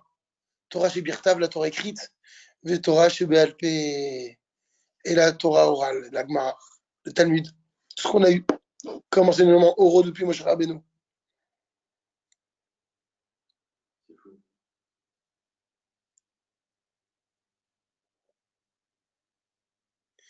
Pourquoi maintenant des chevreaux? Ça veut dire qu'il aurait pu prendre deux tourterelles, et on aurait dit que c'est les deux Torah. Pourquoi Izim? Adoshem, Oz, Léa Moïten. Hachem, il donne la force à son peuple. Et là-bas, la Torah, regardez la Nudalet, c'est quoi Oz, la Moïten, c'est quoi la force? C'est la Torah, elle appelait Oz. C'est la puissance d'Israël. Et le mot Izim, les chèvres, il a dit deux chèvres. Tu joues avec le mot, c'est deux Oz. C'est quoi les deux Oz? C'est les deux Torah. Torah Shibirtav, Torah Shibalpé. C'est pour ça qu'il lui donne deux chevreaux. Elle lui demande deux chevreaux et pas autre chose. Que moi, je les marre Hachem, Oz la Moïten. Et on sait que là-bas, Oz, dans les Teilim, c'est Remez la Torah. C'est une allusion à la Torah qui est appelée la puissance d'Israël. Et bien, elle lui dit, va me chercher deux Oz, deux Aizim. C'est Torah Shibirtav, Torah Shibalpé. Et alors, on termine avec ce dernier paragraphe, Bezrat Hashem. Arve Amarla, Yaakov. Et Yaakov, il lui a dit, mais Oulaï, peut-être, il est mouché Niavi. Mon papa, il va me toucher, il va me tâter. Veshivalo, elle lui a répondu, Alaï killa techa béni. Sur moi, ta malédiction, mon fils. Littéralement. Kevan, Shevin Yaakov Da'ata, puisque maintenant Yaakov, il a compris son intention à elle, à sa mère. Qui reine Da'at Yitzhak à vivre, car en fait, c'est ça l'intention de son père aussi, finalement. Tout le monde est en communion, là. La seule chose qu'on veut savoir, finalement, c'est qui mérite la Torah.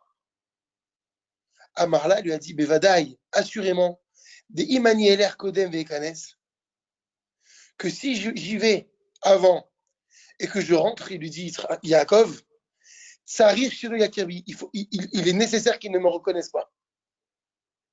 Pourquoi? Des Im Yakirbi, parce que s'il me reconnaît, Yomar, il dira, Lolechat Siviti Vikaleleni, c'est pas à toi que j'ai donné l'ordre.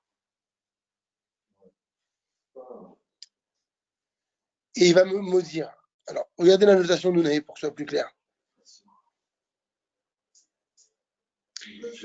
Hormis le fait chez Yafsid et Tabrachot qu'il va faire des brachot s'il le reconnaît, Ve'eta Torah et la Torah, mais Gam Mikalel il va en plus le maudire. C'est-à-dire que c'est pas simplement qu'il rate la bracha et en plus qu'il rate la Torah, c'est déjà terrible. C'est qu'en plus de ça, il va le maudire. Maintenant, pourquoi est-ce qu'il ne fallait pas qu'il le reconnaisse? Je n'ai pas compris. Comment on comprend? Ve'im Yakirbi, que si il me reconnaît, je comprends parce que son peuple, il sera qu'il voit entre les Yaakov, ah ben voilà, ça y est, donc maintenant j'ai la relation, et Yaakov qui doit prendre ça,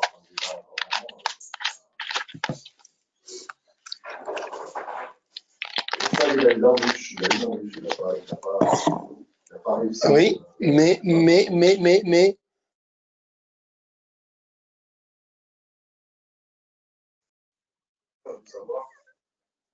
Non.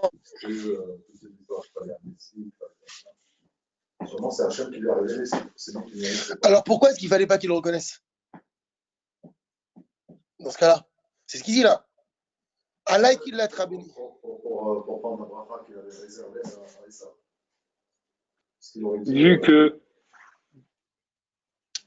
Vu que il a mis les vêtements de son frère et qu'on sait que les vêtements, ça représente le Chitzonite, donc il s'est dit, si je mets les vêtements de mon frère qui sont plus forts chez lui au niveau de la Chitzonite et pas de la Pnimite, donc c'est qu'il s'est dit, si il me reconnaît pas grâce à ces vêtements-là qui représentent la matérialité. Donc au moins, j'aurais pas de problème. Mais vu que chez Yaakov, sa limite était beaucoup plus importante que son côté Ritson, donc je pense que c'est pour ça qu'il a eu peur. Que ça prenne le pas sur ça. Par Ruach HaKodesh, il a eu la bracha, mais par Ruach HaKodesh, il n'a pas vu qu'il était devant lui. C'est bizarre. Si, il a vu qu'il était devant lui. Peut-être qu'il savait. Non, il savait qu'il était devant lui, mais il fallait pas que ce soit Yaakov, il fallait que ce soit déguisé en Esav. Mais pourquoi est-ce que Yaakov il a peur? Puisque toute l'idée, c'est que finalement, il y ait un bâton dans les roues, au moins un seul.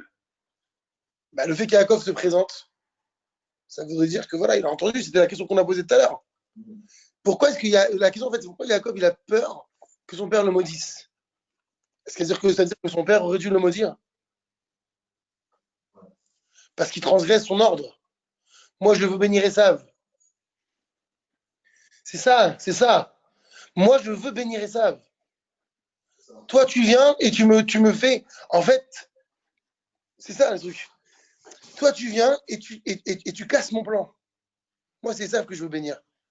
Et là, tu me contrains. Donc, il y a un problème de Kiboud Avem en plus là. Tu me contrains à te bénir. Et ben, papa, il va me maudire. Il sait que c'est pas lui, il sait que c'est Dieu derrière. Non, justement, il attend que Dieu fasse quelque chose. Oui, mais pour Yaakov, malgré tout, Yaakov, lui, ça, c'est du côté d'Yitzhak. Ça, c'est une supposition que fait Yaakov. On n'a pas dit qu'Yitzhak, il allait le maudire. Yaakov, il suppose que puisque papa, il veut bénir Esav, moi, je vais venir et je vais aller contre. Parce que c'est une sorte de Kiboud Avem fort. Vous savez que dans le Kiboud Avem, on avait fait voilà, rappelez-vous, c'est absurde de contredire son père. Ah bon? Ouais, c'est interdit. Contredire son père, c'est transgresser, même s'il a tort, hein, on parle. Oui, bah oui. Pour raison, s'il a, même s'il a raison, bah oui, s'il a tort. Donc, contredire son père, c'est. Donc, on voit qu'ici, Yaakov est en train de dire attends, maman, papa, quoi qu'on dise, s'il fait tout ça, c'est parce qu'il veut bénir qui? On l'a dit au début. Il veut bénir Esav. Et moi, je vais venir. Et qu'est-ce que je lui envoie à mon père? C'est moi que tu bénis. Oh. Mais il va me maudire, papa. C'est très grave ce que je fais. C'est ça. Pourquoi il a peur, Yaakov? Il ne faut pas qu'il me reconnaisse. Parce que s'il me reconnaît, je suis en train de transgresser la volonté de mon père. Mon père, il veut bénir Esav. Sinon, qu'est-ce qu'il aurait fait, en fait? Il avait qu'à m'appeler à moi. Au lieu de faire tout ce traluide avec Esav, fais la même chose avec Yaakov. Crée un événement avec Yaakov. Si Yaakov, il a une embûche, qu'est-ce qui se passe? Bah, c'est que c'est Esav qui doit être béni. Pourquoi il a choisi Esav? Parce que papa, il veut bénir Esav. Et si maintenant je viens de façon délibérée en tant que Yaakov, qu'est-ce que je suis en train de dire à mon père? Tu te trompes, c'est moi. Tu te rends compte de l'affront? Même si Israël ne le prend pas comme un affront. Mais moi, je vais dire à mon père, tu sais, ce qu'Hachem, il t'a pas révélé à toi, il me l'a révélé à moi. Mais c'est la clala sur moi. Donc, il faut que j'y aille en tant que Esav. Ouais, alors, ouais, pourquoi du coup Dieu il parle à Rivka et pas à Yaakov aussi? Parce que là, Yaakov, justement, Rivka elle est dans la confidence, un peu elle sait ce qui se passe, Yaakov non, donc il fait ça. Justement, c'est beau, au contraire, la réponse elle est claire. Pour pas qu'il y ait cette gava de la part du fils et de son père. Papa, il s'est révélé à moi et pas à papa. Hachem, il s'est révélé à moi et pas à papa. Oh, t'es que Yaakov là. T'es pas encore marié, t'as pas encore les 12 tribus. Yitzhak, c'est le Gadolador. Calme-toi, le petit, en gros. Et par contre, si c'est maman qui le dit, c'est la femme, c'est Rivka. Hein. La femme, elle a le droit de on a bien vu avec Abraham et Sarah. Sarah, elle dit à Abraham, chasse Agar. Et c'est Hachem qui va dire à Abraham, écoute ta femme. Donc, si c'est maman qui a parlé, on sait qu'en général, c'est toujours maman qui décide à la maison, en réalité. Donc, Yaakov, il écoute sa mère. D'ailleurs, lui, je t'ordonne. Il a dit, tu fais ce que je t'ordonne. Parce qu'on va voir que quand. Attention, ça va être très intéressant. Parce que dans la lachot de Kiboud Avem, si le père il dit amène-moi de l'eau, et la mère elle te dit amène-moi de l'eau, il fait écouter le père d'abord. C'est le père qui a présédence sur la mère. Donc là, si la mère elle insiste, elle dit attention, je te donne l'ordre, mais tu vas te déguiser. Tu vas pas l'entendre Yaakov, parce qu'il ne faut pas contredire papa. Vous avez vu toute la. C'est ça Kiboud Avem. Surtout qu'on est en train on est sur le terrain d'Esav, où lui Esav, il est Kiboud Avem de fou. Donc c'est Magnifique. super dangereux là. À quoi il joue Yaakov? Donc il dit, papa, il dit, maman, c'est dangereux là. Alors Rivka lui dit, s'il y a une clala, je la prends sur moi. On comprend pourquoi il faut qu'il se déguise maintenant. Va Tomerlo lui dit, Allah qui l'a béni, sur moi, la clala sera mon fils, ta clala sera mon fils. Ah, chez ma bécoli, mais je t'en prie, mais. T'as vu le verset dit, mais écoute-moi, écoute ma voix. Aya Pashut Benash Vakirinu. C'est-à-dire qu'à ses yeux, à elle, c'était évident chez Vakirinu qu'il ne le reconnaîtrait pas. Vesiba, elle a raison, mais Hachem, elle vient d'Hachem. Vaizer Elohim. Et il y aura une aide divine. Pourquoi est-ce que Rivka, elle est sûre qu'elle ne le reconnaîtra pas? Parce que si Hachem, il lui révèle, et que tout doit bien se passer, bah tout va bien se passer. Tu n'as pas de doute à avoir. Vesamcha, et elle s'est appuyée sur quoi? Alma Yitzhak Asab et Darto. Sur le fait qu'Yitzhak, de façon consciente, voulait quoi? Shelo Yashmirenu. Adam, que personne n'entende. Veishama, elle a entendu. Donc si elle a entendu, c'est qu'Hachem est d'accord. C'est qu'il y a une aide avec lui. Elle a la siata d'Ishmaïa. Donc tout ce que je vais te dire, ça va marcher. Sinon Hachem, il ne me l'aurait pas révélé. Voilà ce qu'il dit Rivka. Écoute-moi, écoute ma voix. C'est-à-dire que si Hachem m'a parlé à moi, c'est que tout ce que je vais décider maintenant, ça peut pas flopper. Bevadaï deigamer Einyan, Betov. C'est sûr que l'histoire, elle va bien se terminer. Velo yakirenu, et qu'il ne va pas le reconnaître. Vezeu Shamra. Et c'est ce qu'il dit. Sur moi, Taklala, t'inquiète pas, mais écoute ma voix. C'est à cause de moi, Taklala. C'est-à-dire, l'autre yeshum klala, tu n'auras aucune klala. Pourquoi? Parce que c'est c'est à moi qu'Hachem il a fait entendre. Donc t'inquiète, il n'y a rien. Toi, il n'y a rien qui peut te retomber dessus, parce que c'est entre Dieu et moi. C'est ça qu'il lui dit. Même si ton père, il veut te maudire, ça ne marche pas parce que tout vient de moi. Je suis la cause. Donc même si ton père, il venait à faire une klala, la klala, elle se transférerait automatiquement chez moi, pas chez toi. Parce que toi, dans l'histoire, tu n'es pour rien. Alors on s'arrête là, Bezrat Hashem. Et Bineder, demain, on essaye de terminer tout ce beau passage. Merci Rav. Yom Tov. Alors, est-ce que ça veut dire que ça n'a pas le droit de contredire ton père?